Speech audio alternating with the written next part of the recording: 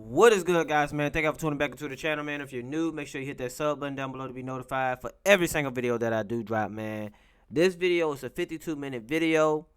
And guys, today we just gonna react to like 20 minutes of it, you know what I'm saying? And then we gonna have a part two most likely tomorrow.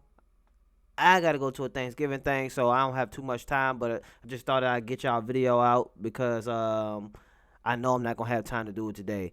But other than that, man, as y'all can see by the title, it says I went to hell and a demon did this to me on repeat. Kyra's testimony.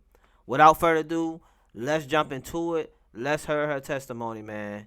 Let's go on and get it, man. And before we get into it, I knew I wanted to get off the pills. I didn't want to do it anymore. And the doctor specifically told me that he wanted to up the dose. And I said, no, I want to get off the pills. So I couldn't find help anywhere. And I felt like this warm love, like something I cannot explain. It was encompassing around me, and it was comforting me. And I didn't really believe too much in a afterlife. Something was in the air, like it was like eerie. I know that it was torment. I knew that I messed up. I screwed up for some reason. I don't know what I did. And hell, there is no rest. And the wages of sin is death. And this is me just trying to make sense of this. You know what I'm saying?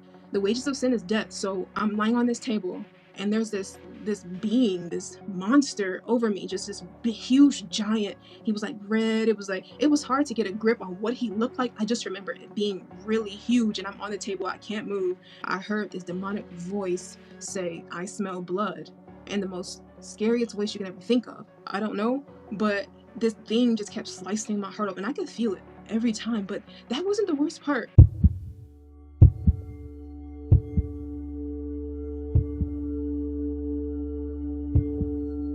So I'm gonna jump right into it because it's important.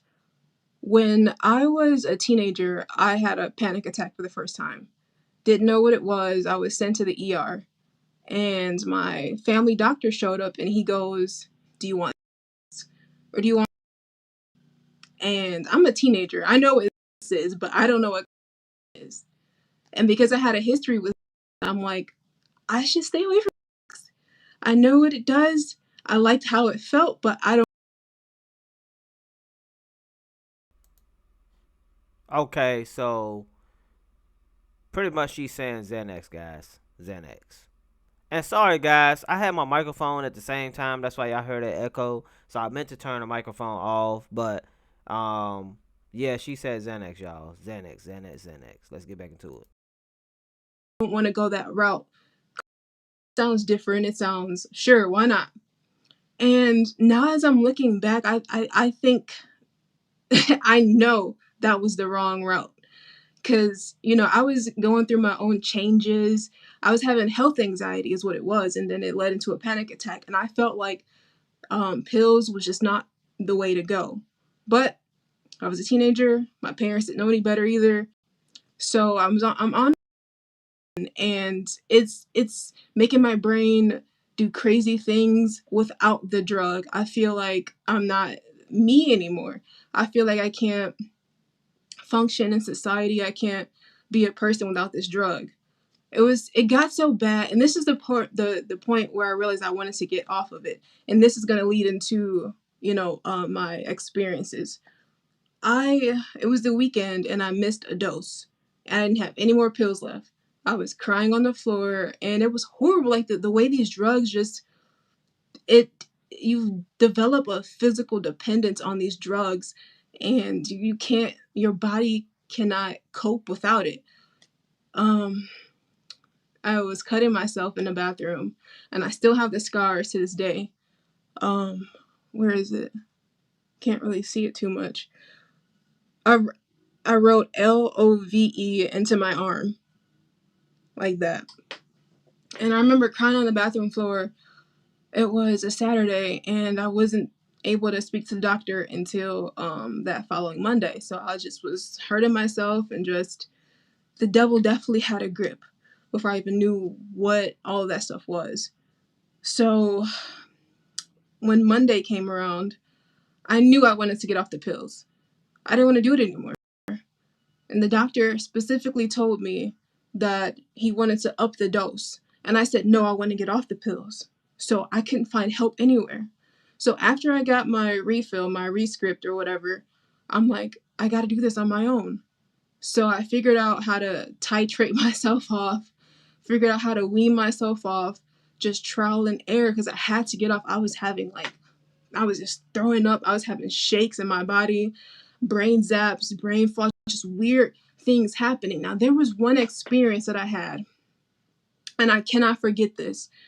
I remember crying one time. I was crying and I was playing my guitar, and I felt like this warm love, like something I cannot explain.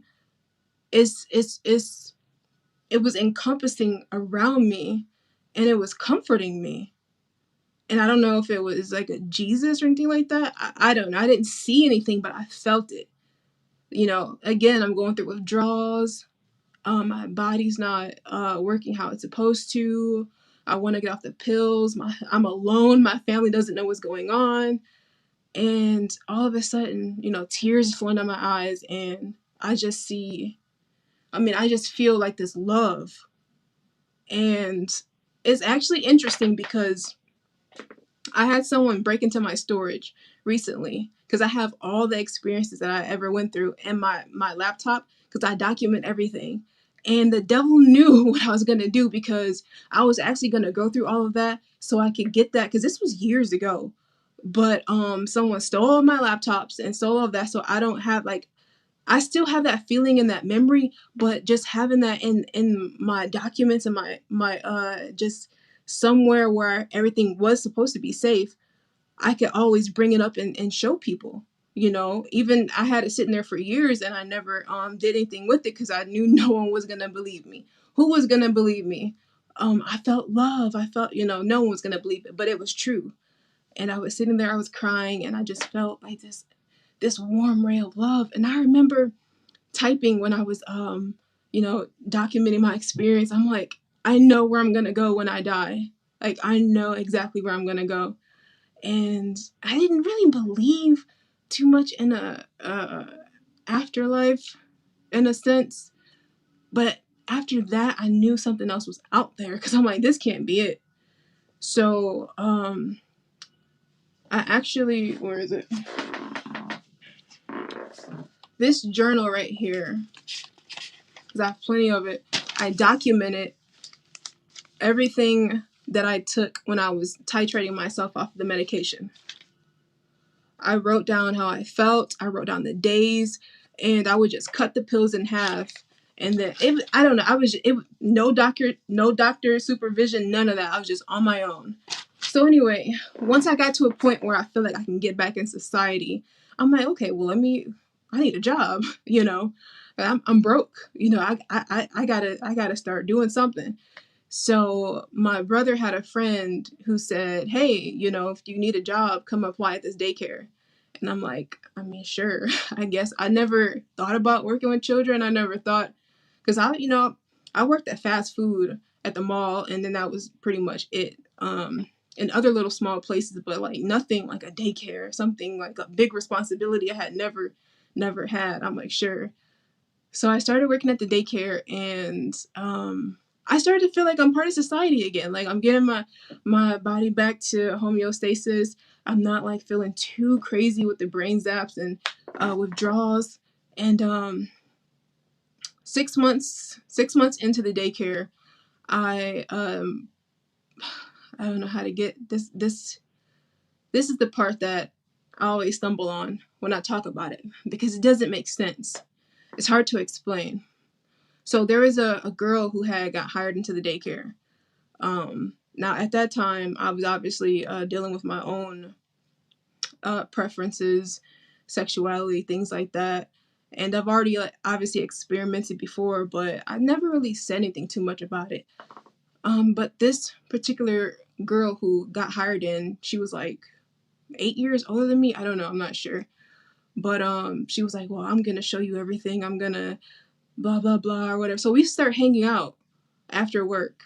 And before I was on Klonopin. I used to smoke a lot. You know, I used to smoke marijuana, all that, but I didn't do that stuff anymore.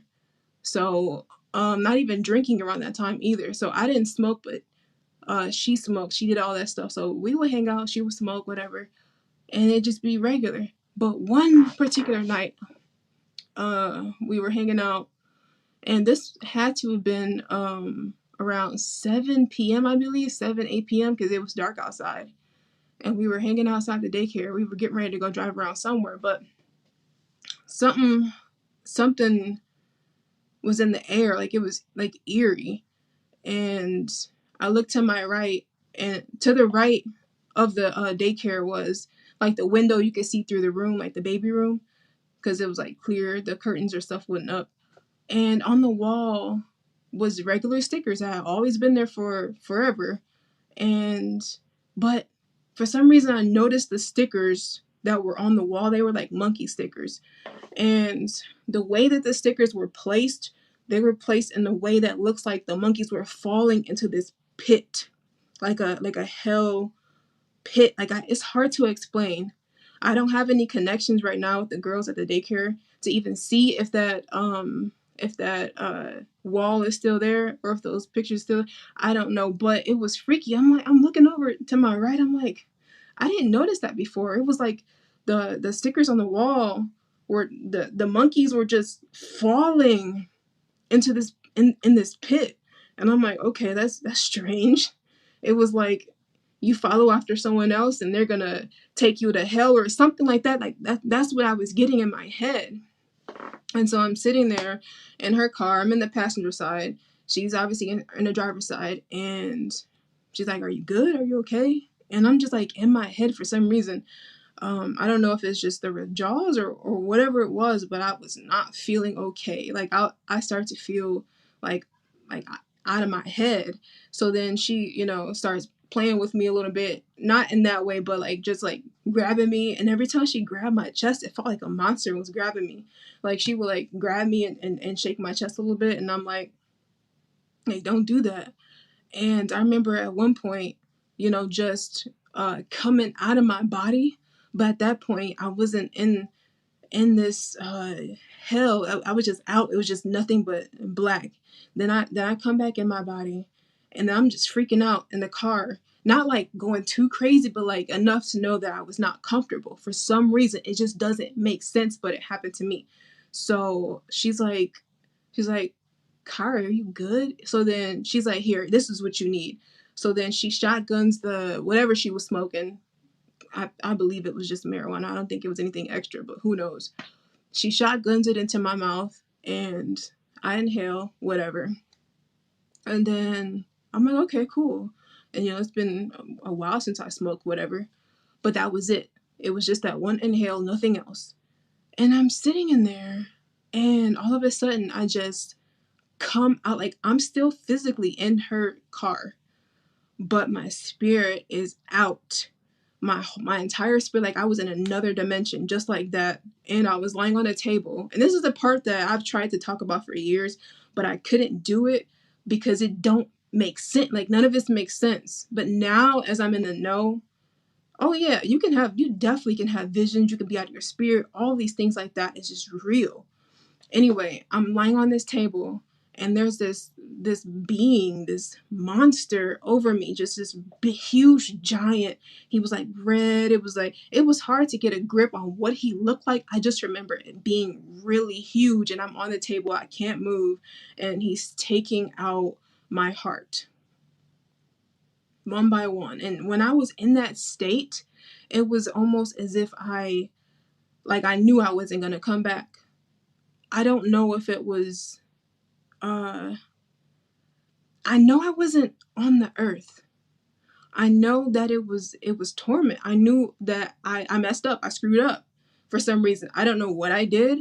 I don't know, but this thing just kept slicing my heart up, and I could feel it every time. But that wasn't the worst part, feeling it. The worst part is knowing that you messed up your life, and every time you get a new heart to get put back in, you mess up again. And it's like this eternity thing forever and ever and ever and ever. So current me now, I'm looking back, I'm like, okay, well, this happened to me.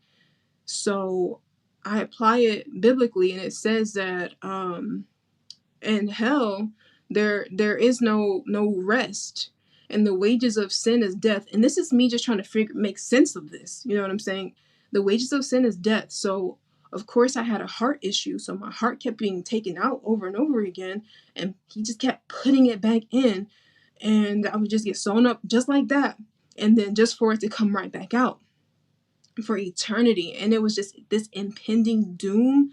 It was just scary. It felt like I couldn't get my way out.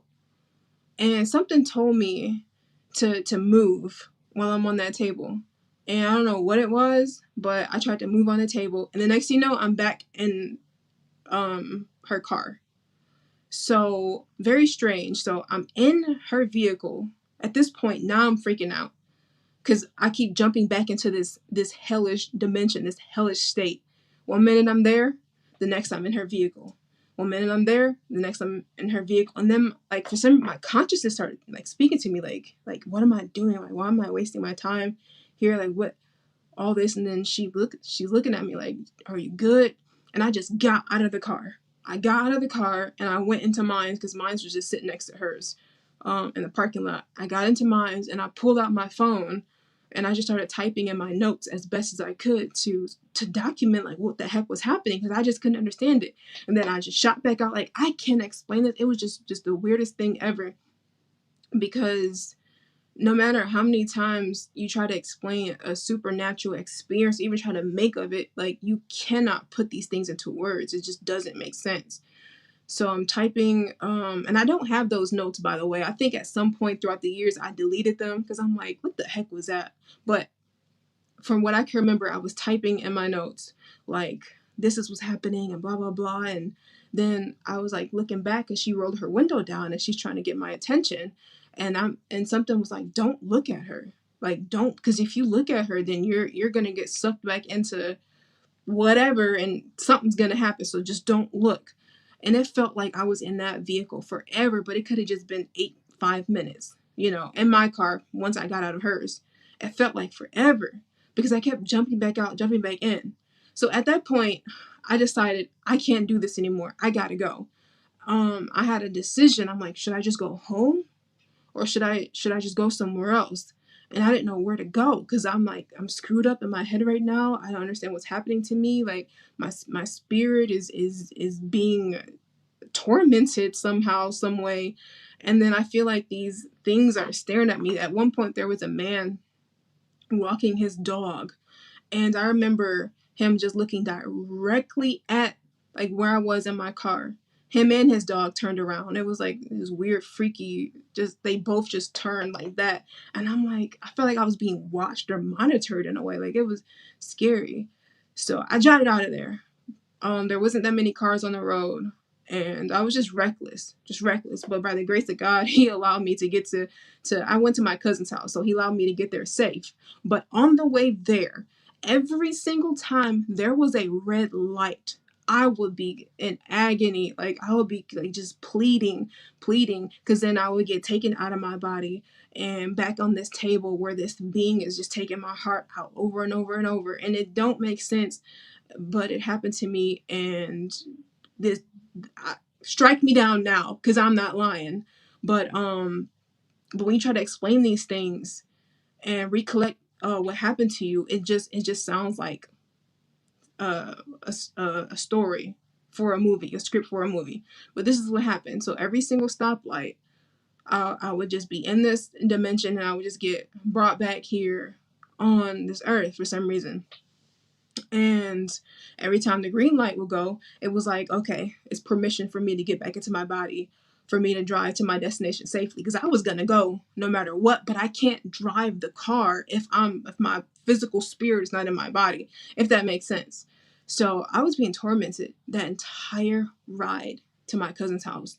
When I finally got to my cousin's house, I just laid on the bed, and I wasn't back in that dimension anymore. At this point, I'm just like, what's going on, And then I remember one of our friends had showed up, and I was trying to talk to my friend, and nothing. It just felt like a depersonalization. If you've ever felt out of your body, not like your spirit is somewhere else. I mean, like you're physically seeing reality, but it doesn't feel like reality at that point. It was distorted. So when I was at my cousin's house, everything was just distorted. It just didn't feel right. And I'm not sure if it was because I was going through the withdrawals at the time or what was happening, but that in a sense is what happened with that whole taking my heart out eternity thing, and it was scary. It Y'all, that was part one of her testimony. It's already crazy. Y'all comment down below exactly what y'all think. Like I said in the beginning of the video, I'm sorry for like the overlapping of audio. But y'all comment down below exactly what y'all think. Um Far and foremost, I think that she got inside that car with a demon. You know what I'm saying? Like, and also on top of that, as I've heard, that when you smoke these drugs, Xanax, whatever, it takes you into another world. You know, so she might have been out of her body and experiencing an out of body experience in hell. Crazy. Y'all comment down below exactly what y'all think. Part 2 coming tomorrow, man. Inspire Nation, I love y'all. Happy Thanksgiving. Happy Thanksgiving. Um, and I hope y'all have a wonderful day and get fat. At the end of my videos, I always say stay inspired, stay motivated, stay grounded. Till next video, I'm out of here. Peace.